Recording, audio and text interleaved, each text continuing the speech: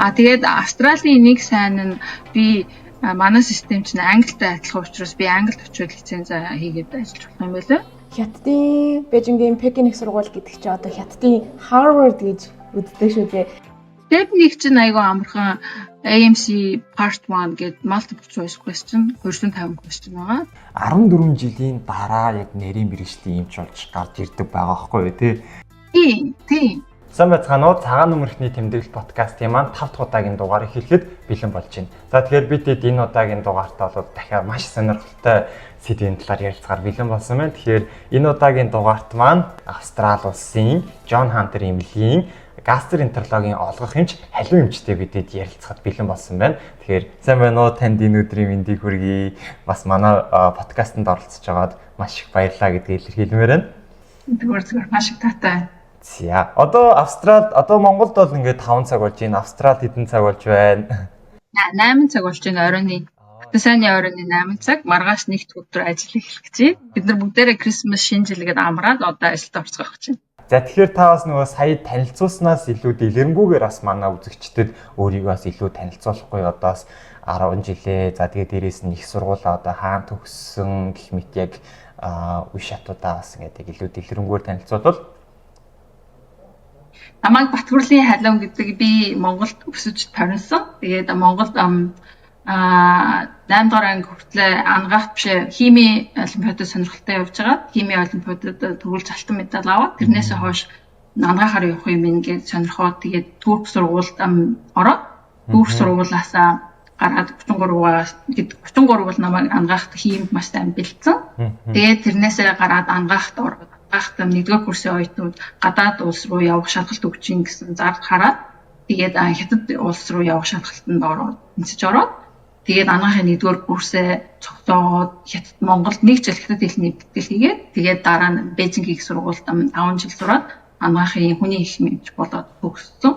Төгссөнийхаа дараа Монголд очиж 2 жил ажилласан. Докторийн резидент хийсэн. Төлбөртөлөөд бизнес цалингүй. Тэрнийхаа дараа нөхрөө дагаад Шинзланд руу манай нөхөр магистр хийчихсэн. Шинзланд руу дагаж ирээд хүүхдээ харамхаа хажуугаар нь юу Австрали улсын шалгалтыг бэлдээд тэнцээд 1-2 шавт байсан хоёулынгийн тэнцээд Шинзландаас зөндөө олон имэйлээр аплай хийсэн боловч ажил олж чадаагүй. Тэгээд манай нөхөр магистраа дуусгаад за бүгдээрээ Австрали руу ирцгээ шалгалтын хүчин юм чинь орхолоор ирнэ тэгээд Австралид ирснийхаа дараа ажил олсон. Одоо энэ дээрээ би хүний хэмжээ хийгээд одоо баг 6 дахь жилээ дуусч байна. Тэгэхээр одоос нөгөө таны одоо их сургуулаас бас нөгөө Хятад руу явсан тэр талаараас айгүй хүмүүс сонирхож иж магадгүй. Тэгэхээр бас та тэр үе шатуудаас яг яаж Хятад руу явсан, Хятадд бас яг аль сургууль тэгээд яг тэр сурж исэн үеэсээ бас бид бүхэндээ хуваалцаач. Хятадд сурна одоо миний бодлоор бол Хятадд ангаах ухаанаар хүний хэмжээр тусна гэдэг чинь маш том зүйл юм шиг санагдаж байна. Яг тэр хугацаа цаг үеэ иргэнд орсол ямар санагдаж байна вэ? Та Good Night Tank бүтээгдэхүүний талаар мэдэх үү? Нойрны чанараа сайжруулахыг хүсвэл Good Night Tank хэмээх энэхүү бүтээгдэхүүнийг хэрэглээд үзээрэй. Яагаад вэ гэвэл Мелиса, Бамбайн ханд, зүрх цэцгийн ханд болон L-триптопон гэх байгалийн гаралтай урамлын хандуудаас бүрдсэн нэрээ онцлогтой. L-триптопон болох үндсэн бодис нь серотонин буюу аз жаргалын гормон, мелатонин буюу нойрны давруудыг тэнцвэржүүлж сайжруулснараа таны нэг өдрийг амьдралыг өөдрөг байхад болон нойрны чанарыг сайжруулахад тусалдаг байгаамаа.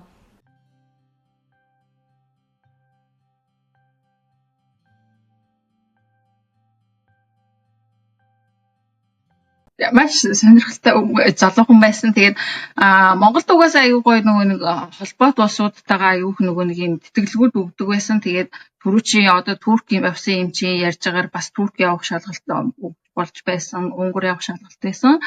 Миний сонирхож ирсэн улс бол Япон байсан. Гэхдээ Японы шалгалт маш хүнд байсан. Тэнцсэн хүмүүсийг бол хараагүй, хүний эмчээр хүмүүс явж чадахгүй байсан.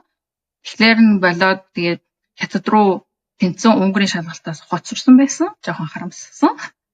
Тэгээд Хятад руу яваад жоохон гомдонгуй байсан чинь ээж айгүй сайн штэ чи ингээд дайсныхаа хэлийг сураад ингээд чи голтонд ороод ойлгох юм биш штэ ердөөсөө шантрах хэрэггүй гэд. Тэгээ 19 наснда юу руугаа Хятад руу анх очиж байсан.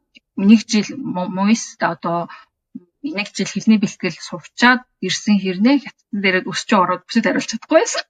Тэгээ юу сурснаа ойлгоогүй. Тэгтээ бол уншаад айгүй сайн ойлгож ирсэн хэрнээ ярьж чадахгүй байсан. Тэгээд тэр айгүй маш бага хятад хэлээр суйрлаад яваад нэгдүгээр курст оронгууд хятад дүүрэн хятад оюутнуудтай цуг ингээд нэг 20-од гадаад оюутан би хэдэн ингээд Африк орных, Непал гэх мэтчлэн соц орнуудаас ирсэн хэдэн гадаад оюутнууд Малайз, Тайванууд бас их байдаг байсан. Сураад зэрэгэл бүх ханзыг чинь ингээд нэгдүгээр курсын анатоми хичээл чинь тэр чигээр ханз чэйжлэх, тэгээд тэр ясаа чэйжлэх, бүгдийг чэйжилж тэгэж явсан. Тэгээд баг 3 дугаар курсээс л ингээд чих онгоогоод энэ өвчин чинь тийм яриад байна гэж ойлгодог болсон. Бүх шалгалтыг бид нарыг хятадаар өгдөг байсан. Англиар бичиж болохгүй. Тэгээд сурал маш их айгүй яадгаас өрсөлдөө ихтэй. Тэгээд Монголд бол нэг хичээл жоохон муу хийсэн байгаа бол дүнгийн засаалан, дэвшин гэдэг ингээд айгүйх ингээд аав ээж ингээд туслах юм байдаг байхад хятадд бол ямар ч тийм байгаагүй. Тэг хятадд Бээжингийн их сургуульд ялангуяа ирсэн болохоор хятадын хамаг сайн хүмүүс ирсэн. Өрсөлдөө айгүй маш хэцүү байсан. Уйлж байсан. Тэгээд азар явхад бол яг зэрэг Монголоос бас тэтгэлэг авсан өөр нэг хулан гэд найз охинтойгоо цуг байсан учраас хантай. Тэгээд яасан тэр найзтайгаа маш багаас бас 8 дугаар ангийн химийн олимпиадаас би мэдчихэрсэн. Тэгээд ангаахтай зэрэг яваад ангаах нэгдүгээр курст цуг байж байгаа. Тэгээд цуг хятад руу ирсэн болохоор би биэнд айгүй тулгууртай байсан. Хичээлийг айгүй үнэхээр хийдэг байсан. Хятад бол ингээд сурахын төлөө төрсөн хүмүүстэй зэрэг өрсөлдөнөг бол маш хэцүү байсан. Зарим хүмүүс бол хятадд төгсчөөд бакалавра төгсчөөд дахиж үлддэг. Би бол хятадд дахиж үлдэж тэр олон өрсөлдөөнтэй дахиж үргэлжлүүлж байх юм сонирхол байгаагүй. Тэгээд би Монгол буцъя гэж Монгол буцсан. Манай найз бол үргэлжлүүлж суугаад бас явсан одоо нөгөө их барих эмэгтэйчүүдийн хэмжээр нарийн мэрэгжил хятадд дахиад үргэлжлүүлж суугаад ирсэн. Гэхэд хятадд бол зөндөө бас боломж байгаа. Зарим эмчнэр хүртэл үлдээд ингээд хятадын эмчлэг эрхийг лиценз өгөөд үлдсэн хүмүүс бас байдаг байсан. Ялангуяа ангийн оюутнууд одоо ангийн Тайванууд юм өөр хүмүүс бас тэр эмчлэг эрхийг лицензийг авч өгдөг байсан. Тэгэхээр тийм боломжууд бүгд байсан. Тэгээд Монгол хүмүүс ч гэсэн тэрийг даваад ингээ үлдээд дахиад одоо их барахшаар нарийсаад дараа нь бүр ингээ доктор зэрэг хийх хүртэл боломж байдаг байсан. Тэгээд Монгол оюут бие биендээ аяа маш их тусалдаг байсан. Гэр ойрхон байдаг байсан. Гоё байсан. Тэр нөгөө Хятадын Пекин их сургууль байсан. Тийм, Пекин их сургууль, Бээжингийн их сургууль, тэгээд хүн болгон номер 1 Бээжингийн их сургууль олохгүй тэр мууч хөдөө бүх хүмүүсээс өрсөлдөөнтэй маш ухаантай хүмүүс ирдэг байсан.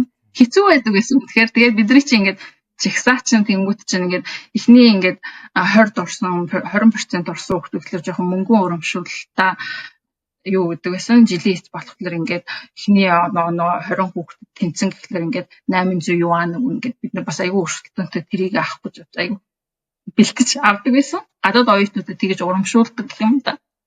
Тэгээ бид нар ч нэг улсын тэтгэлэгт оюутан болохоор амар нь юу гэдгээс нь дотор байр өгсөн. Сургуулийн төлбөр улсаас заасан. Бид нар ч нэг гар дээр нэг сард $100 өгдөг байсан. Тэгээд хятад хэмт хуулс маш сайхан байсан.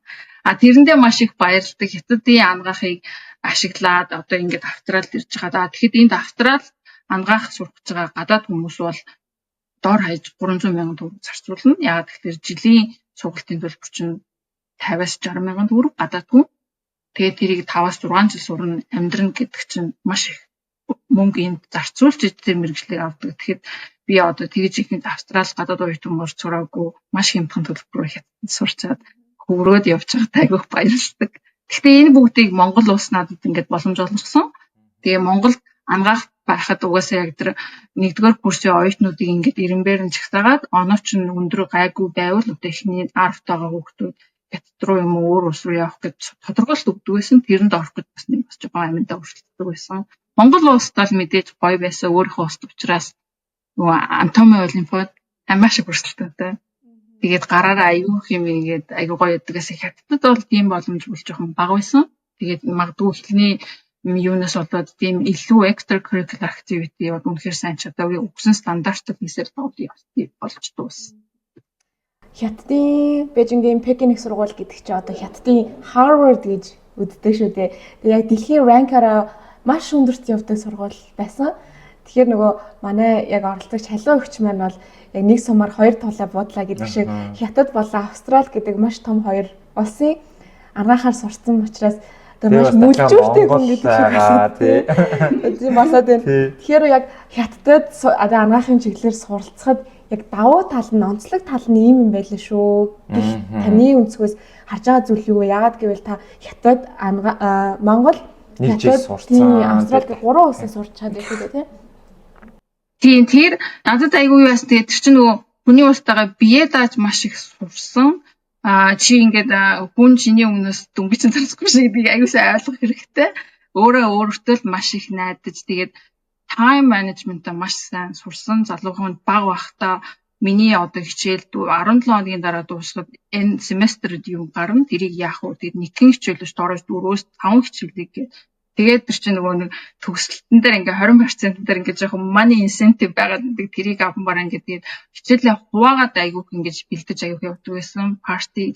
Тэгэхэд бол өөр сургуулийн одоо санхүү махуугийн анги хөлтөл маш хөнгөн хичээлтэй. Тэгээ айгүйх партид явж байгаа нь айгүйх гой санагддаг. Даанч бид нар мөн их цаг байдаг байсан. Бид нэг номондоо ингээ дарагдчих.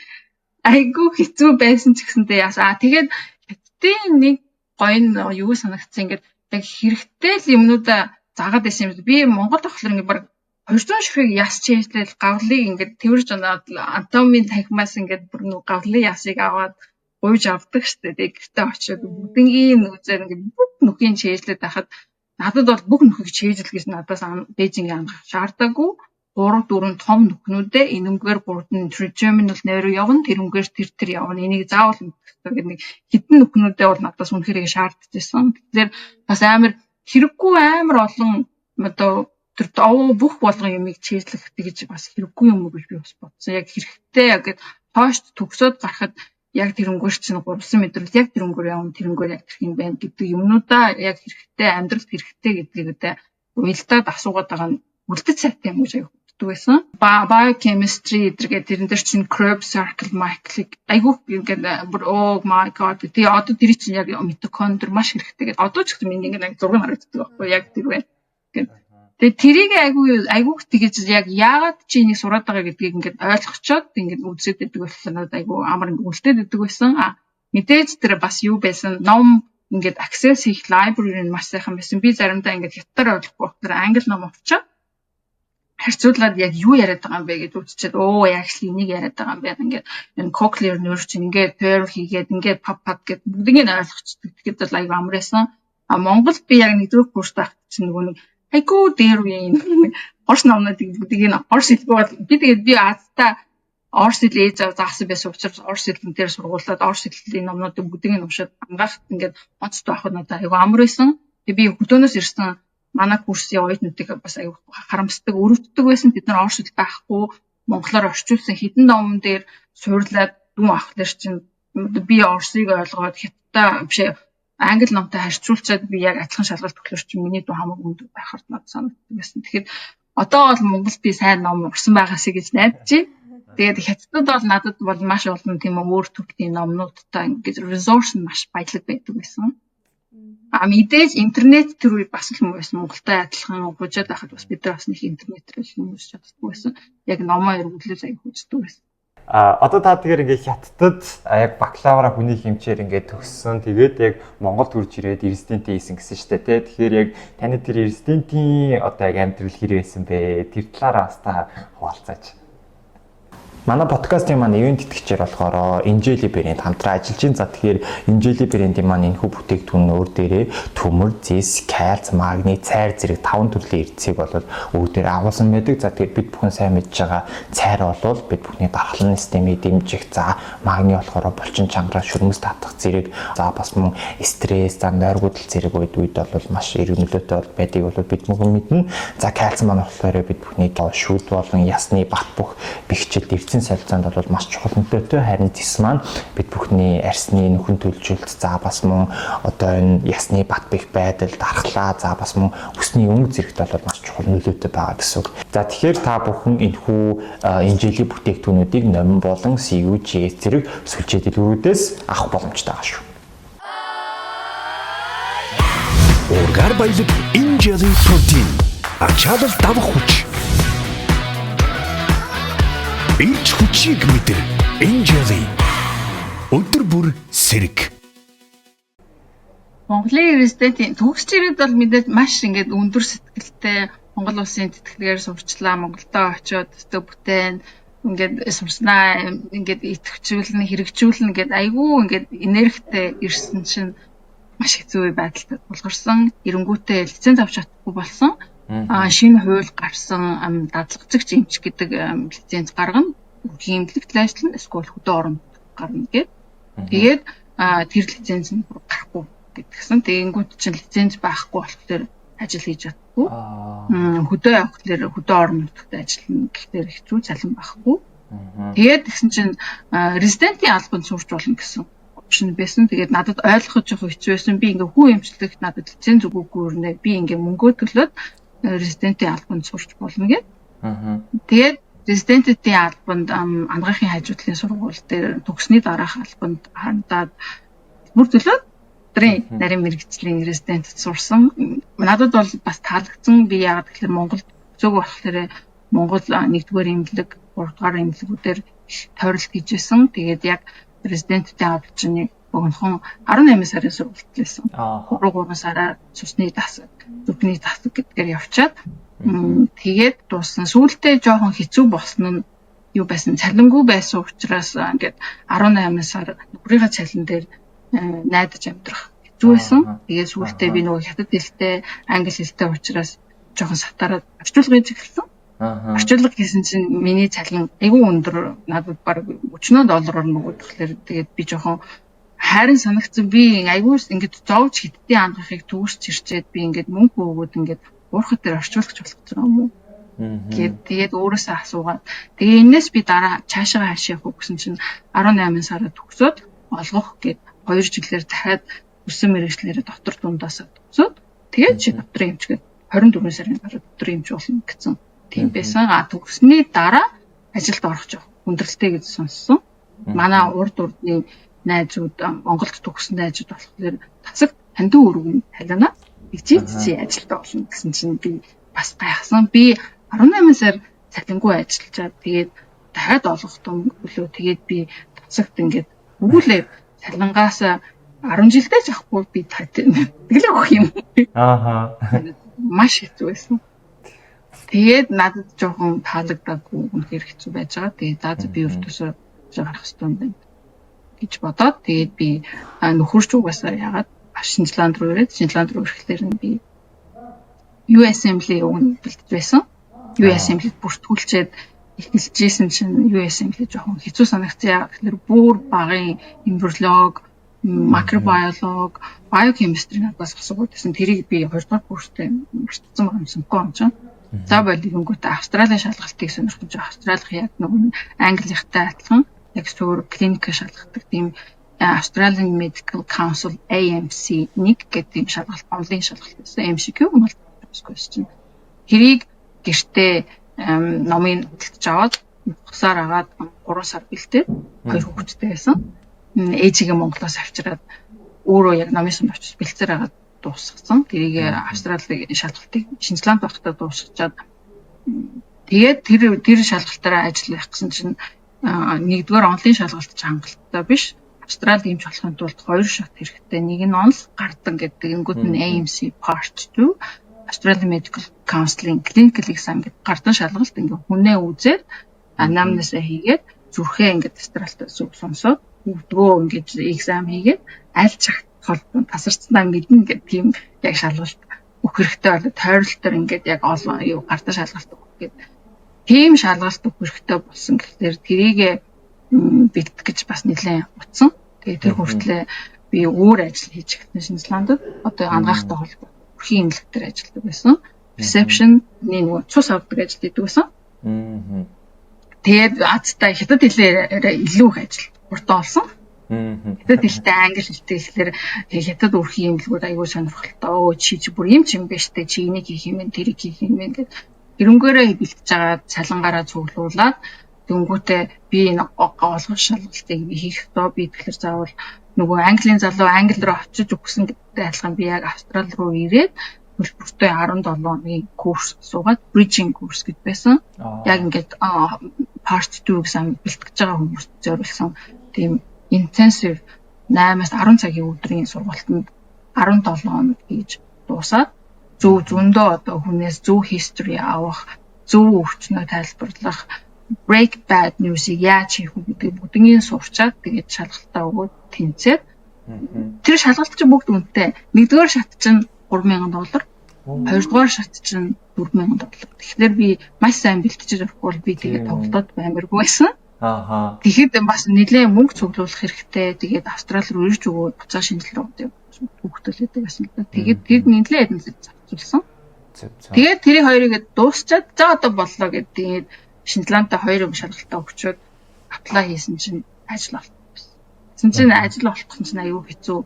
Ингээд Австрали дотоод оюутан чинь шууд нэг номерт одоо intern дотоод оюутнууд төгсөнгүүд нөгөө бага хэмжээний позишнийг нэг intern гэд хадгалж идэг. Тэгээд орон тоогоо харуул ингээд Австрали хүмүүс одоо Малайз юм уу өөр холбоот шефийн Австралийн хамтарсан анагаахын сургууль гэж байдаг. Филиппинд ч юм уу Малайзд хамтарсан Австралийн анагаахыг төгссөн хүмүүс гэхэлэр чинь Австрали хүмүүс гадаад сурсан хүмүүс гэж байгаа. Тэгээ гуравт нь болсон чинь юу болж ирсэн. Энд мөнгөө төлөөд Австрали сургууль төгссөн гадаад иргэн.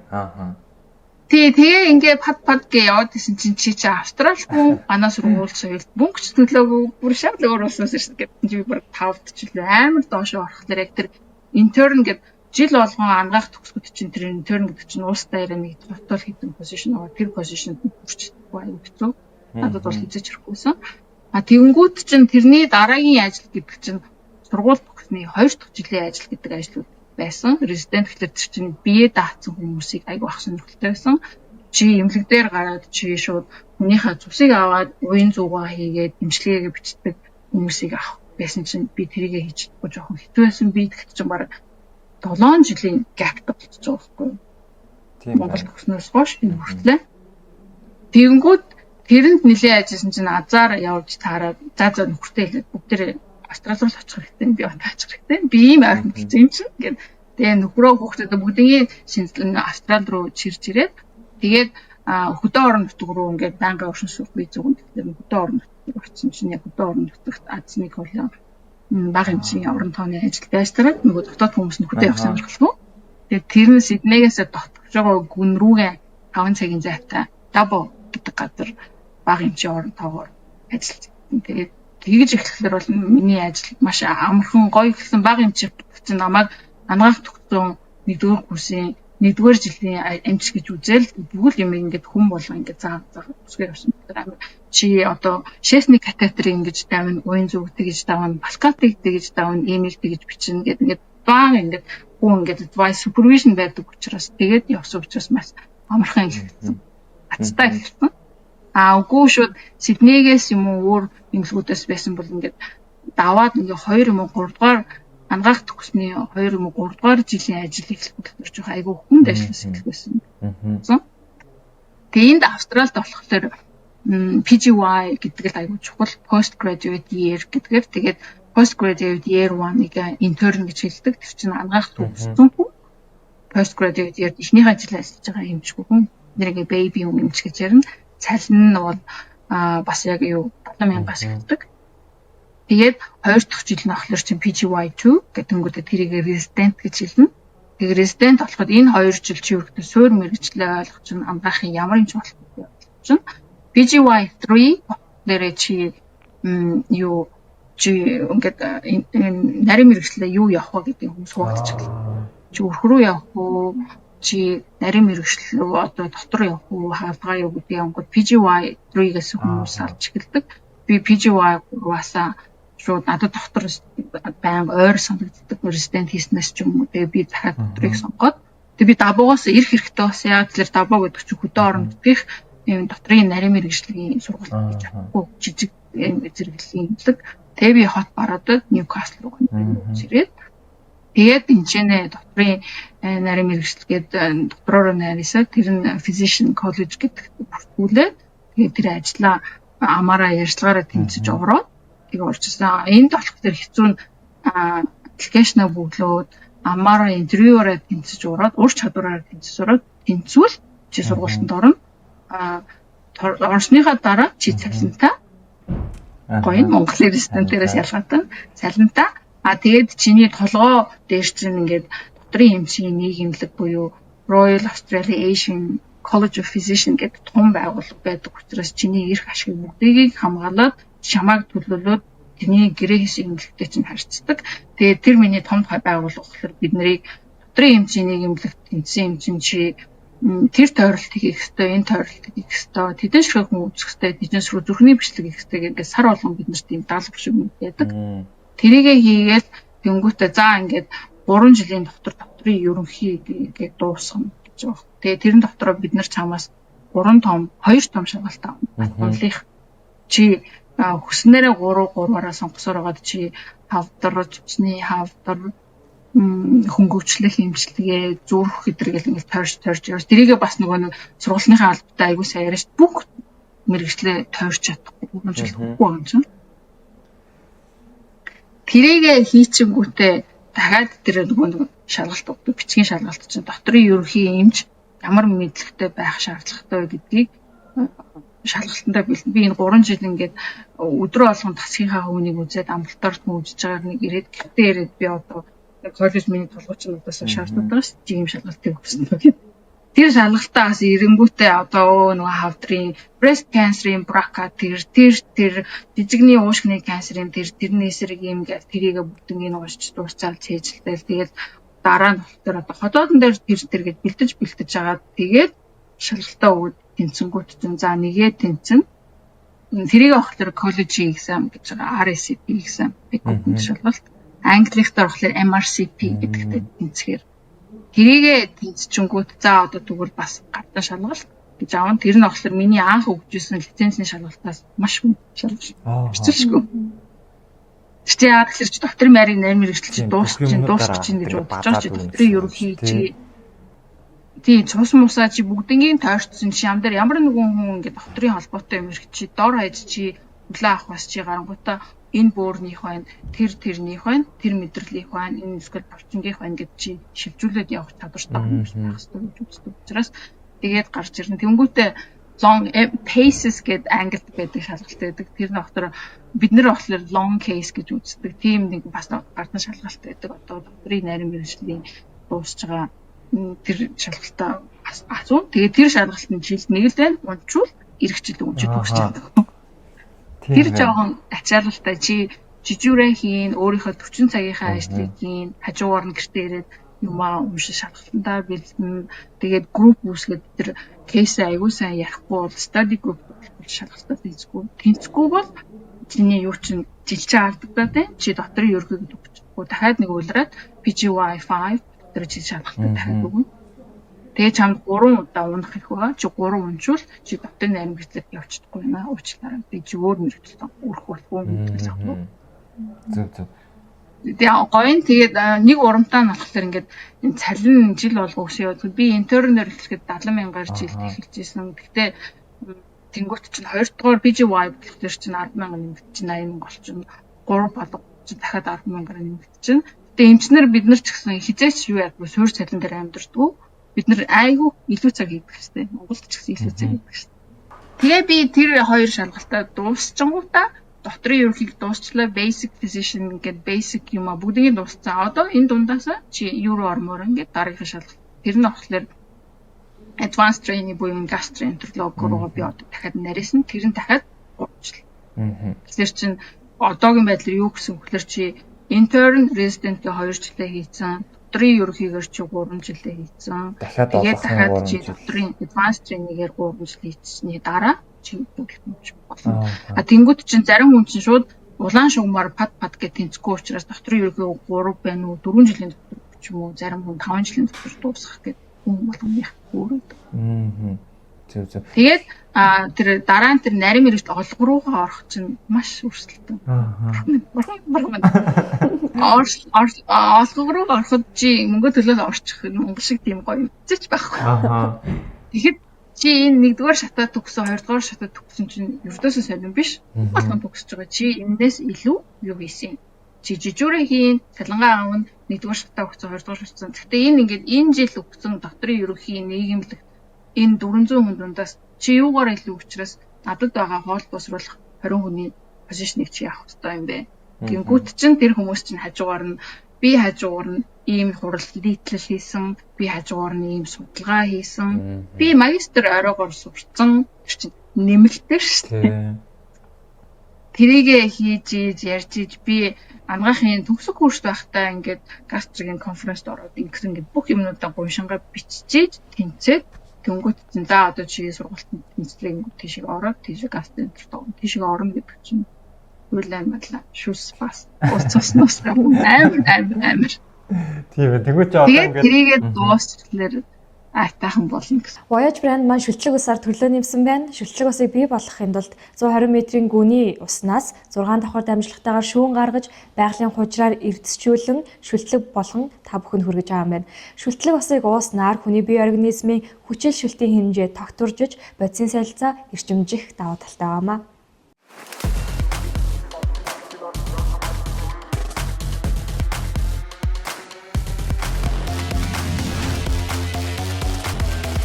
Итгэл төгс хэрэглээ. Voyage. Одоо тэгээ чи монголчин ингээд 6 жил бакалавр гэснээр 2 жил эрсдээд 6 сарын олгох гээл нэг 8.5 жилийн адаас ингээд нарийн мэрэгжлийн эмч бол гараад ирж байгаа шүү дээ. Тэгэнгүүт чинь Австралийн яг бакалавр нь хэдэн жил байдаг вэ? Бакалавр нь эднийх бас айгу гоё нь бакалавр нь юу яд энэ 10 жилээ төгсөнгүүт чинь манайх нэг 800 оны шалгалт байдаг шүү дээ. Тийм яаш. Эднийх адилхан 12 төгсөнгүүд яг тийм high school exam гэж байгаа. Тэр exam-аар чагсаангуудаа баг 99.9 гэсэн хүүхдүүд нь шууд одоо direct бакалавраар ангаах руу орно гэсэн улс даяар нэг цүнхэн оронтой байдаг байхгүй юу? Тэр оронтойд тэр хүүхдүүд нь уралдаж орно. Тэр төгсөх шалгалтаас гадна ангаахын сургуульд орох гэсэн нэг шалгалт байгаа нэмэлтээр. Одоо бидний үед бол ангаах дээр очиод бас нэг шалгалт өгöd байсан шүү дээ. Төгсөх шалгалтаа өгчөөд тэгээд ангаахын шалгалт өгөөд тэгж тэнцэж орж ирсэн байхгүй бидний үед бол. Тийм байх тэгвэл. Монгол. Сүүлд сонсоход бол төгсөх шалгалтаа өгөөд хангалттай гэдэг. Эднийх бас яг адилхан. Төгсөх шалгалтаа өнгөтэй ангаахын сургууль сонирхолтой хүүхдүүдэд гэсэн тийм graduate entry medical university гэсэн шалгалтыг энэ хүүхдүүд 12 дугаар шалгалтын хажуугаар амжилт болж байгаа давхар бэлдээд энэ 2 оноогоо авчаад интервьюараа яриад чи яагаад эмч болох гэж байгаа гэхээр тэр 12 төгссөн хүүхдөөсөө илүү гоцгоорсон тэр 100 ч юм уу хүүхд нь хуваагдаад тэр Сиднейгийн тэр сургууль шууд бакалавр шууд ордог. Мельбурний тэр сургууль бакалавр ордог гэдэг тэр өөрчлөлтөд хэдхэн орон тоог тусдад оюутнууд өөрчлөж авдаг.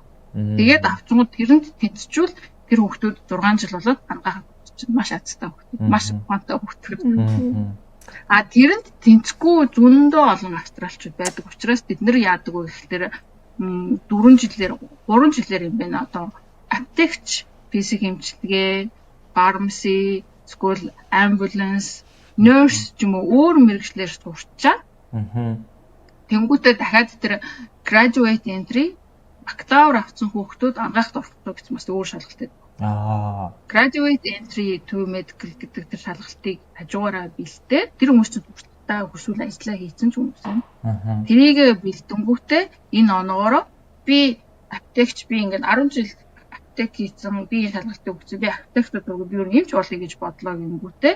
За graduate entry 4 жил дахиж сураад нэмж болчихсон. Тэгээд миний ажиллаж байгаа маш олон найзууд болохоор юу яадаг төгсөөд орч чадаагүй учраас заавал нэг 3 жилийн өөр юмар бакалавр хийчихэд голоор нь ажилч жил алдахгүй тэр шалгалтыг зэрэг өгчөөд тэгээд үргэлжлүүлээд graduate entry-ийг 4 хийчихэд нийт 7 жил болчоод эмч болж ирдэг байхгүй. Таны ингээд яриаг сонсож байхад ер нь бол яг шат бүртээ маш олон хичээл зүтгэлийг гаргаад тэгэнгүүтээ яг тийм үн цэнийг мэдэрч явсан юм шиг санагдчихээн л да. Надад ингээд хятадд очиж сурж байхад маш хичээсэн, маш их одоо олон өдрүүдийг одоо шаргуу хөдөлмөрлөж өнгөрөөсөн. Тийм учраас би зогсох хэрэггүй. За тэгээ ингээд явж байгаад та маань одоо хүүхэдтэй болсон. Тэгээ хүүхдийнхаа хажуугаар бас сурсан гэдэг чинь маш их цагийг авсан байж таарна. Тэгээ дахиад шалгалт өгсөн чинь $3,000, $4,000, $3,000 $4,000 өгсөн хүн чинь буцаад ингээд зогсож болохгүй гэх мэтчлээ. үн цэнийг л алхам бүртээ амар мэдэрч явсан юм шиг санагдаж байна. Амар хичээл зүтгэл ер нь бол бүр ингээд мэдрэгдэж байна өөр. Тий. Тэнгүүд одоо бас ингээд саяас ярьжсэн тэнгүүд чи одоо ингээд Монголд одоо 8.5 жил сураад резидент болж ингээд яг олгох нарийн мэргэжлийн юмч олчиж шүү дээ. Тэнгүүд чи бүр Австралид бол ингээд 6 тэгснээ дахиад одоо 2 жил 3 жил олгохын 3 жил 8 жил гэдэг чи одоо бүр 14 жилийн дараа яг нарийн мэргэжлийн юмч болж гарч ирдэг байгаа байхгүй юу тий. Тэгэхээр бол яалтчгүй бүр ингээд системийн хувьд ингээд бүр сайн юмч эндээс угаасаа бүр гарахгүй байхын аргагүй тий. Шалгалт тий зориод бүр яг ингээд юмч болох яг чин хүсэл тэмүүлэлтэй яг энэ бүхнийг даваад ингээд явах тийм чадaltaй бас сэтгэлийн хаттай хичээл зүтгэлтэй тийм хүмүүс нь л яг ер нь эмч болдог юм шиг санагдлаа яг Австралийн энийг сонсонгууд. Тийм маш надад бол айгүй гүн санагддаг. Тэгээд Монгол бол ердөөсөө тийм биш. Надад тэр нь жоохон бас дуггүй санагддаг. Одоо залуу хүмүүс дэмжлэг айгүй бага юм шиг санагддаг. Одоо сурах боломж, өсөх боломж, нарийсах боломж идэр жоохон хэцүү хязгаарлалт юм уу? Тэнгүүч одоо дахиад яг эсвэл айгүй нөгөө боломжууд байгаа өөрөө хичээгээ. Тэгээд бид нар чинь дандаа нөгөө гэрээд ажиллаж байна. Тэгээд сургуульд болгон чинь докторийн эмч чинь би 3 жилийн гэрээг аваад тэрэн дотроо шалгалтаа өгөө тэнцээд дуусвал ажныг болоод тэнцэхгүй бол дахиад сургуулийн хаалтаараа би тэнцээгүй дахиад нэг жил сонгоё. Гэж сонгоно. Тэнгүүд чинь дараа нь олгохроо орох чинь орлоготой тэр өчнөө шалгалтаа өгчөө дээрэс нь ярилцлага тэнцээд хажуугаар нь тэр publication research чинь хангалттай байж дараагийн сургуультанд бид нар бол аюу хэцүү. Мэдээж энд 2 3 өөрсдийнх нь төгссөн одоо бэтнүүдийг харахад гоё байдаг. Ингээд бүр 4-р курс байхдаа л юу болохоо мэддэг. Би зүрхээр явна. Гэхдээ 5-р курсынхаа төгсөг ажлыг зүрхтэй холбоотой нэг артикл бичсэн. Интерн нэрэнгүүтээ зүрхний тойролтыг нэгсээр агаад тойролтоо хийсэн. Юу гэдгийг мэдсэн. 20-р курс болох резидент болохдоо PGY 2 болохдоо ментор гэдгийг чухал гэдгийг ойлгоод зүрхний зөвлөх эмчтэй найзлсан. PGY 3 болохоор ингээд зүрхний конференц төвчсөн сонссон. PGY 4 болохоор мэдээд тэрнээ өөрөө бэлдээд юм татсан гэсэн чинь би эднийг бас айгүй сүүлд ойлгосон. Тэрнээ айгүй жоохон харамсдаг. Тэгэхээр эднийг бүгдийг ингээд catch up хийхэд бас айгүй олон жил хэцүүлдэг.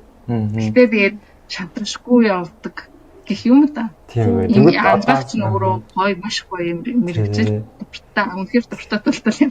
Тэгэнгүүт яг Монголд ингээд олон жил байлгаад байсан ингээд яг илүү сайн хүний нөөц бэлтгийгээд тэгэхээр цалин байхгүй дахиад олон жил ингээд амар бага цалинтай ингээд явахаар чинь бас тэр хүний арга гэр амьдралнаас хэцүү шттэ тий. Тийм олон асуудлууд бас энд байгаад л тийм. Явсан юм шүү. Тэр чинь бага ажил хийж байгаа лиценз авсан юм ч хүмүүс шүү. Тийм ижилхэн л яг ажил хийгээл яг ажлын байр шиг л явж байгаа.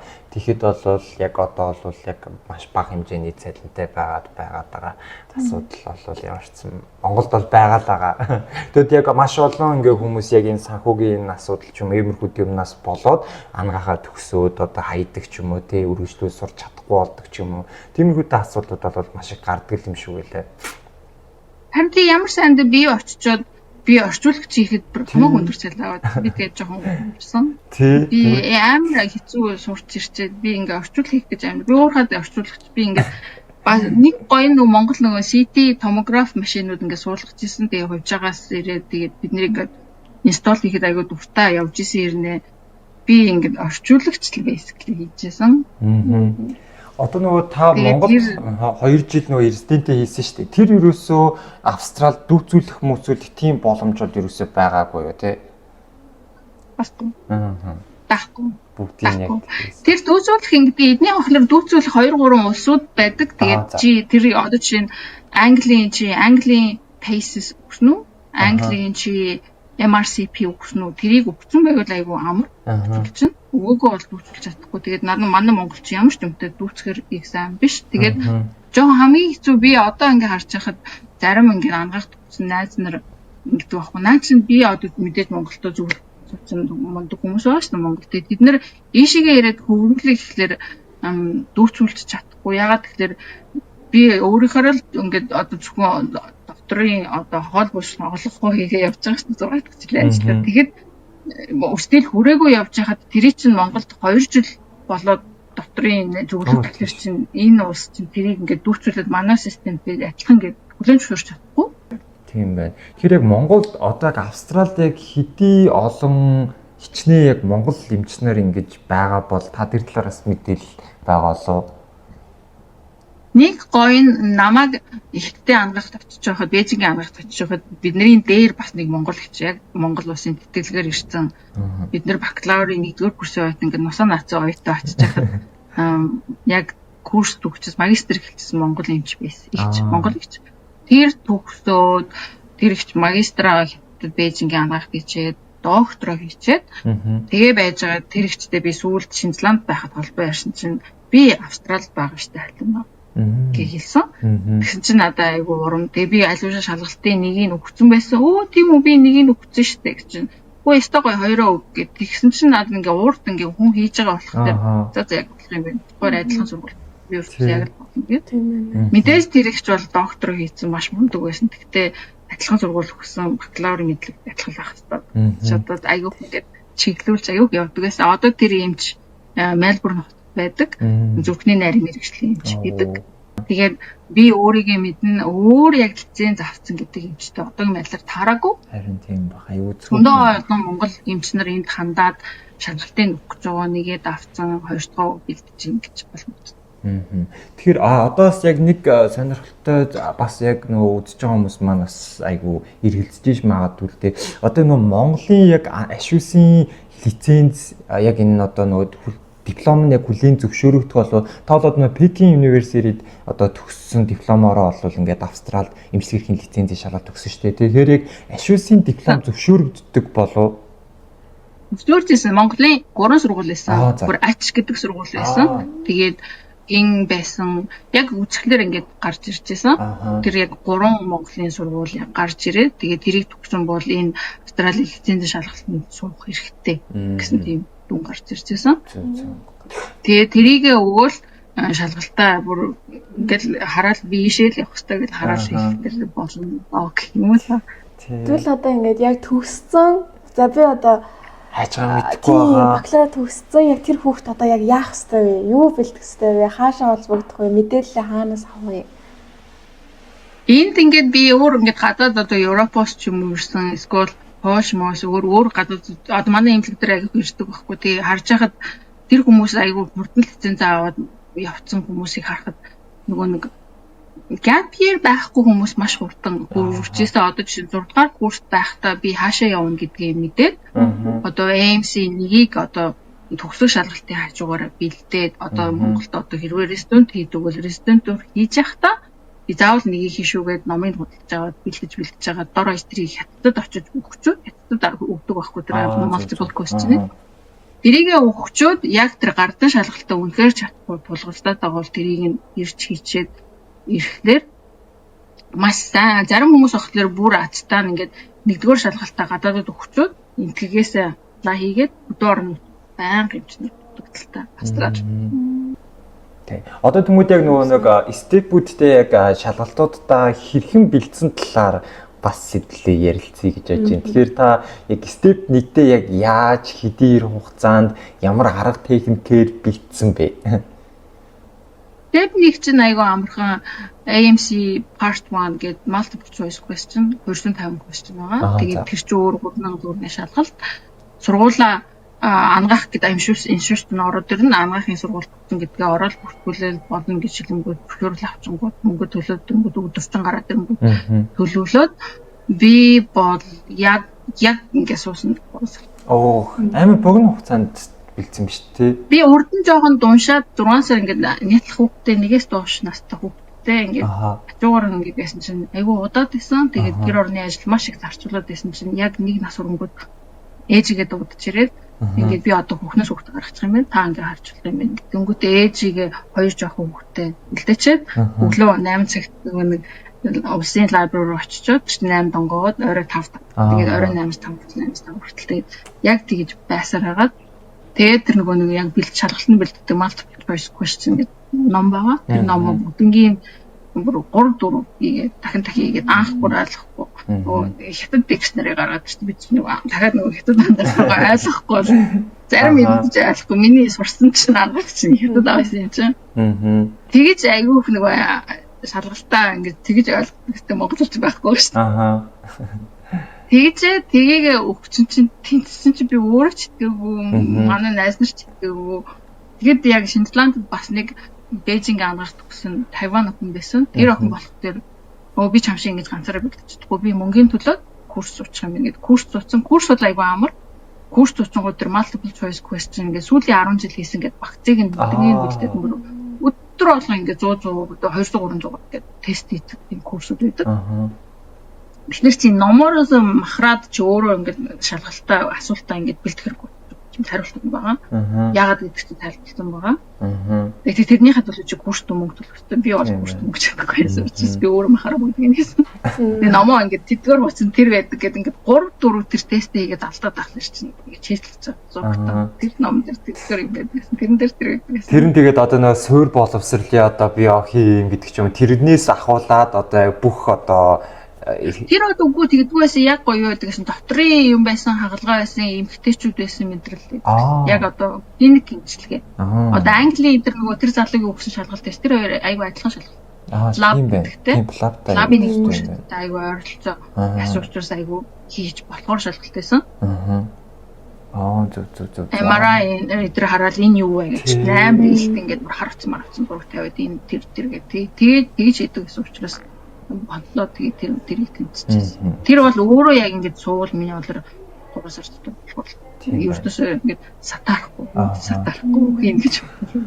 Step 2-ийн үед та яг нөө бэлтгэл курснаас олсон шүү дээ. Гардаг мэл. Step 2 дээр бол ялч яахгүй бэлтгэл курс дуусан. Тэр нөгөө аюу ярих учраас би тэ ганцаар ярьж чадахгүй. Ангахын яг зөв илүүдийн ярьж чадахгүй. Тэгт чинь 17 хоног өглөө 8-аас бараг орой 10 тэр нөгөө курс суух гээд гадаадаас ирдэг хүмүүс. Өдөржингөө тэрийг өдөржингөө нухаж байгаа юм чинь. Чинь яг exam дээр авахлаар 16 station тойрдог байхгүй юу? 16 station дээр тэгэл тэр курс station урд нь ингээд бүр ингээд жүжигчлэлээр байгаа ингээд бүр ингээд чийтэлсэн байгаа юм. Меморигаараа. За та одоо Австрали улсад бас удлаа, Шинэ Зеландд бас байсан, Хятад байжсан. Ер нь Австрали улсад яг хүний хэмжээр ажиллаад байхын давуу тал бас сул тал юу гэж бодож байна та? Хүний эмчээр одоо энд Австралид эмчээрээ ажиллахлаар айгүй одоо дотрийн эмчээрээ байдаг боловч юм айгүй одоо боломжуудтай маш олон тойролт хийдэг нь тааlag. Тэгэхээр би одоо Джон Хантер манай энэ имлэг жишээ нь 800 ортой 3 дугаар зэрэглэлийн имлэг. Тэгээд эрчим дэмжлэгээнийхэн тасаг нь 30 ортой. Тэгээд Hyde Pensy гэдэг дахиад 8 ортой. Тэр нэлээд том имлэг. Тэнгүүд чинь хүн ингээд бүх төр докторийн эмч нарыг ингээд 3 дугаар зэргийн эмнэлэг дээрээ байлгаад байдгүй. Өдөө орон нутаг руу заавал явах хэрэгтэй. Бид нарыг ингээд жил болгон 3 сараар өдөө явуулдаг. Өдөө ингээд 2 дугаар шатлалын эмнэлэг рүү явуулаад 2 дугаар шатлалын эмнэлэг чи бид нар хотоос ирсэн зөндөө юм сурцсан хүмүүс ирдэг. Тийшээ очингууд эмнэлгийн бага эмч нарт нь заагаад 7 хоног болгон сургалт хийгээд, урал хийгээд тэгээд тэр шөнийхөө жижүүрийг чи эмнэлгээ удирдаад гэдэг чи бид нарыг бас ингээд одоо бэлдэж байгаа, зэрэгжүүлж байгаа юм да, чангаруулж байгаа. Даанх тэр том эмнэлгийн дор зөвлөгийн дор байгаа тахгүй хөдөө очиж би таадаг. Тэгээд хөдөө жижүүр дээр гарахад аюу хоол хөдөө нутагт байж хахад харвцсан хүнийг яах вэ? Чи амар хурдан харгалтыг нь олоод чи хурдан холбоо бариад чи гоц бод helicopter ингээд дуудаад тэр хүнийг чи эмнэлэг рүү явуулах ажлыг бид нар тэр байдаг. Бид нарыг маш их одоо чангалж сайн сургадаг гэх юм да.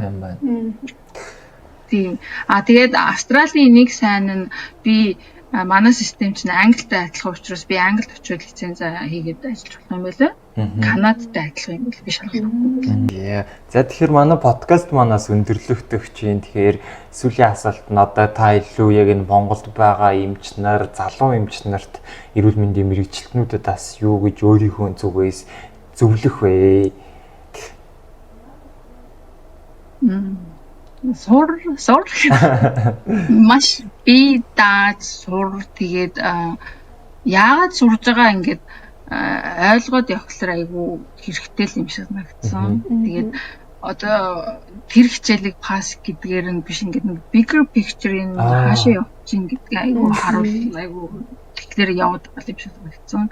Миний зам айгүй урт ч гэсэнтэй би Бээжингийн ангахт байхдаа бол би Монголд ажиллаад гадаад явна гэж бол би мэдчихсэн. Тэгээ би 5 дугаар курсээ төгсөж байхдаа ингээд ангийнхаа оюутнуудтай ярьж байхад би юу байсан бэлээ бэлдэж байгаа, би тэрэнд бэлдэж байгаа. Канадын шалгалт тэргээд бид нэр мэддэг байсан.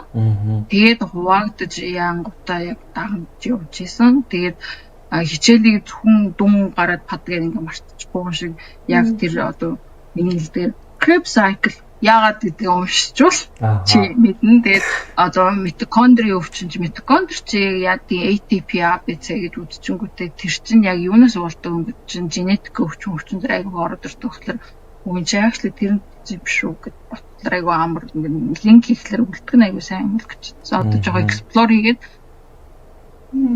тэгээд нэг юунаас resilience гэж надад санагдсан. Тэрийг монголоор гэвэл ятрашгүй юм. Хаашаа явж ийн гэдгээ хараад тэгээд яваад би бол айгүй болохгүй ах гэж.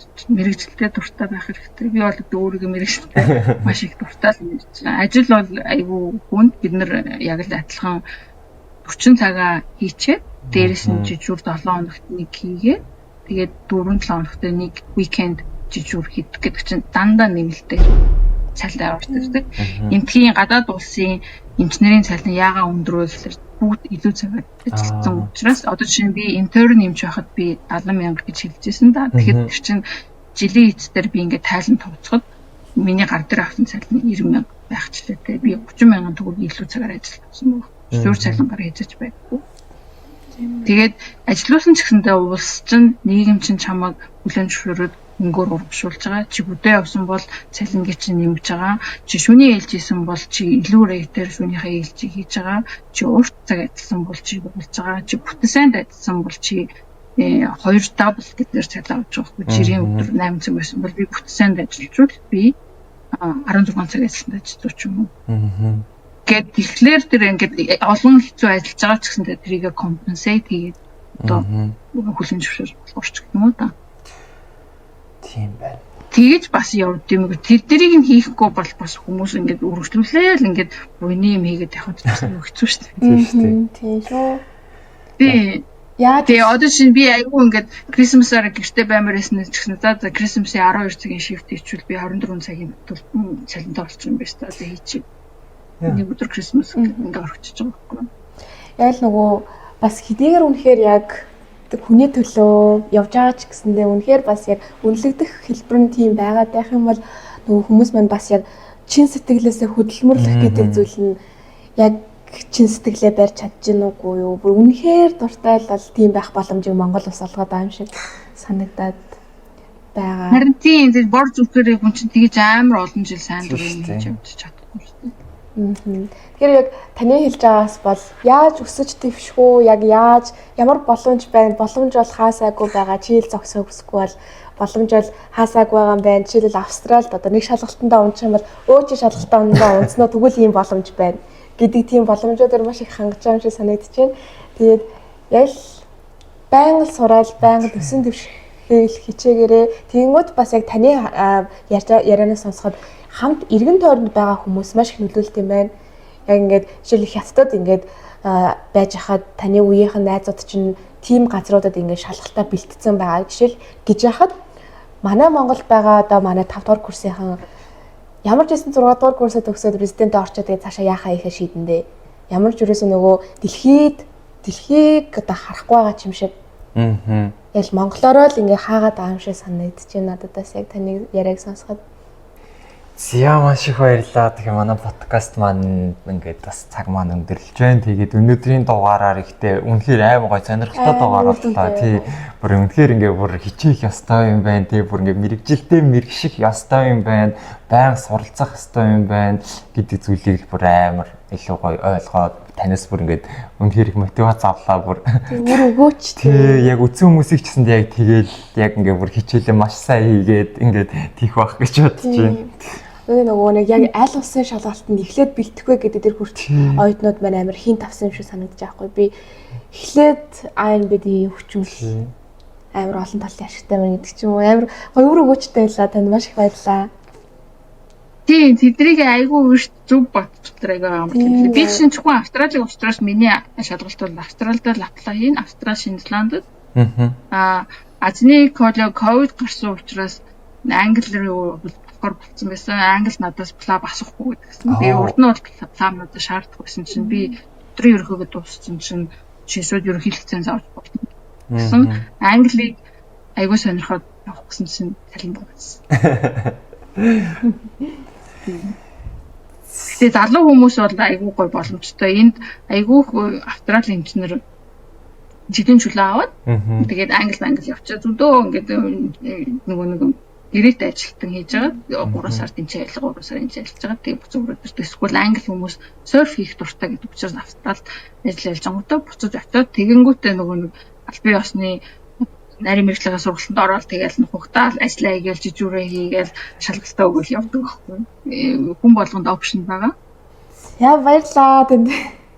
Маш их баярлалаа. Маш их баярлалаа. Өөрийнхөө бас ингээд тэ үн цэнтэй энэ зөвлөгөө бүх юмнуудаа ингээ гоё яг нээлттэйгээр хуваалцсанд маш их баярлалаа гэж үзэгчдийн өмнөөс хэлмээр байна.